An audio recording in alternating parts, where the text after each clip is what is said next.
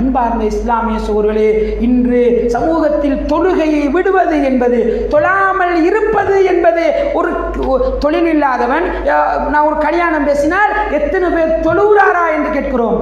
தொழில் என்ன செய்கிறாரு, எவ்வளோ வருமானம், வாகனம் இருக்குதா, அவர்கிட்ட கார் இருக்குது, பைசைக்கிள் இருக்குது, அங்கே கனெக்ஷன் இருக்குது, இங்கே கனெக்ஷன் இருக்குது, அந்த ஆள்ட மகன் இந்த ஆள்ட மருமகன் என்று தானே பேசுகிறோம்.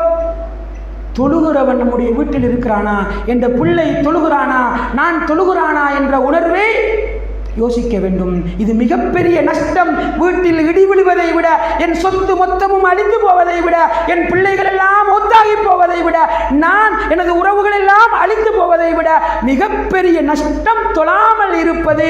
ஒரு வீடு தொழாமல் இருக்கிறது, ஒரு ஊர் தொழாமல் இருக்கிறது, ஊரில் உள்ள வாலிபர்கள் பள்ளிக்கு வர வேண்டிய உணர்வு இல்லாமல் வீதிகளில் திரிந்து கொண்டிருக்கிறார்கள், போன் பார்த்து கொண்டிருக்கிறார்கள், கதைத்துக் கொண்டிருக்கிறார்கள் என்றால் இந்த ஊரும் இந்த ஊர் மக்களும் மாபெரும் நஷ்டத்தில் இருக்கிறோம். மறுமையில் அத்தனை பேரும் நரகத்திற்கு எங்களை தயார் செய்து கொண்டிருக்கிறோம் என்ற உணர்வை பெற வேண்டும். அதனைத்தான் ஹதீஸ் சொல்லுகிறது, அல்லாஹ்வுடைய தூதர் சொல்கிறார்கள்.